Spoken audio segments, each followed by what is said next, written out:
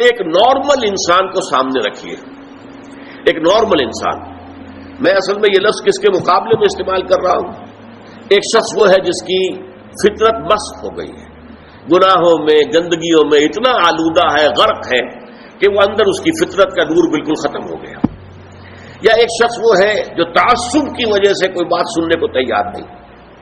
ایک شخص وہ تکبر کی وجہ سے کوئی بات سننے کو تیار نہیں. تو یہ میں ان کو ایب نارمل کہہ رہا ہوں. نارمل آدمی فرض کیجئے کہ وہ بت پرست بھی ہے یا کوئی اور ہے، کسی اور مذہب کا عقیدہ اور نظریے اور خیال کا اور فلسفے کا حامل ہے، آپ اس کو کنورٹ کرنا چاہتے ہیں اسلام کی طرف، تو کیا طریقہ ہوگا؟ پہلے آپ کو اس کے ذہن کا جائزہ لینا ہوگا. اس کے ذہن میں خیالات کیا ہیں، اس کے نظریات کیا ہیں، اس کے عقائد کیا ہیں. سب سے پہلے آپ کو ان کی تصحیح کرنی ہوگی.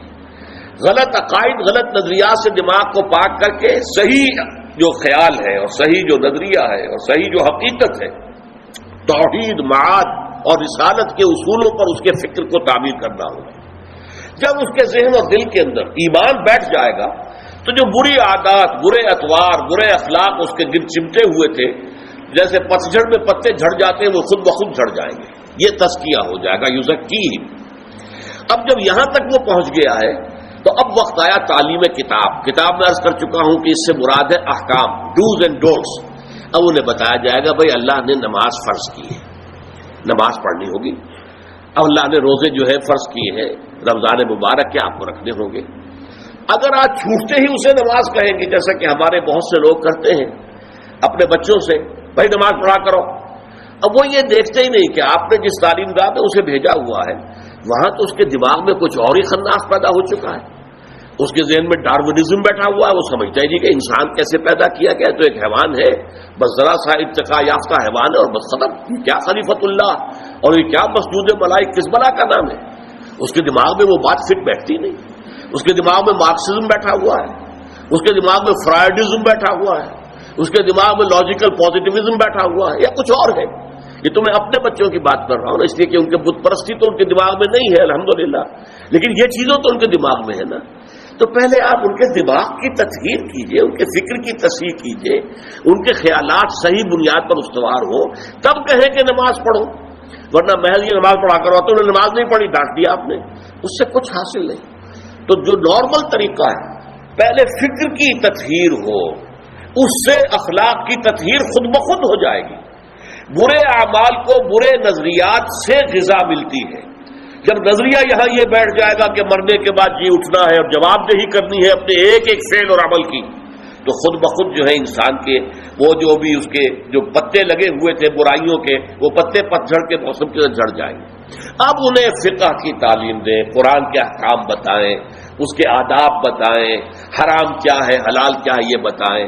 اور پھر سب سے اونچا درجہ جو ہوگا، اسے کہیے کہ متخصصین جو ہوتے ہیں، اسپیشلائزڈ، وہ حکمت کی تعلیم ہو. اور حکمت کیا ہے؟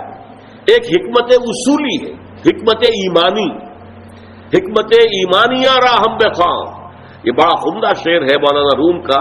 چند خانی حکمت یونانیہ. کب تک یونانیوں ہی کی حکمت اور فلسفہ پڑھتے رہو گے؟ افلاطون نے یہ کہا اور ارسطو نے یہ کہا اور سقراط نے یہ کہا اور فلاں نے یہ کہا اور یہ ریئلزم ہے اور یہ جو ہے آئیڈیلزم ہے. کب تک ان چکروں میں رہو گے؟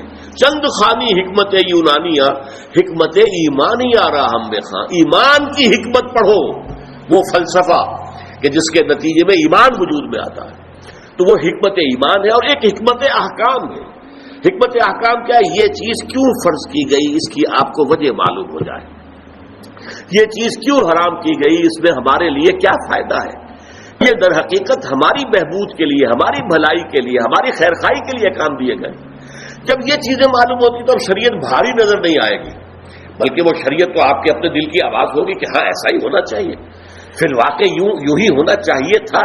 دیکھنا تقریر کی لذت کہ جو اس نے کہا میں نے یہ جانا کہ گویا یہی میرے دل میں ہے. یہ ہے natural process of converting a person to Islam and iman. اس طریقے سے حضور صلی اللہ علیہ وسلم نے لوگوں کو تیار کیا. پہلے قرآن مجید ان کو پڑھ کر سناتے رہے، جن کے اندر فطرت جو ہے ابھی کچھ بھی بیدار تھی، تھوڑی سی بھی، چاہے کمزور تھی، مزمحل تھی، اندر روح جو ہے وہ ابھی مری نہیں تھی، وہ کھنچ کر آ جائیں گے. جیسے کہ میگنیٹ جو ہے وہ لوہے کی چیز کو کھینچ لیتا ہے، وہ کھنچ کر آ جائیں گے. اب ان کو قرآن مجید کے ذریعے سے ایمان کی تعلیم اور قرآن مجید کے ذریعے سے ان کا تزکیہ اور قرآن مجید کے احکام کی تعلیم اور قرآن مجید کی حکمت کی تعلیم، یہ چاروں چیزیں قرآن سے متعلق ہیں. اس لیے کہ حضور کا اعلی انقلاب قرآن ہے. اتر کر حرا سے سوئے قوم آیا اور ایک نسخہ کیمیا ساتھ لایا.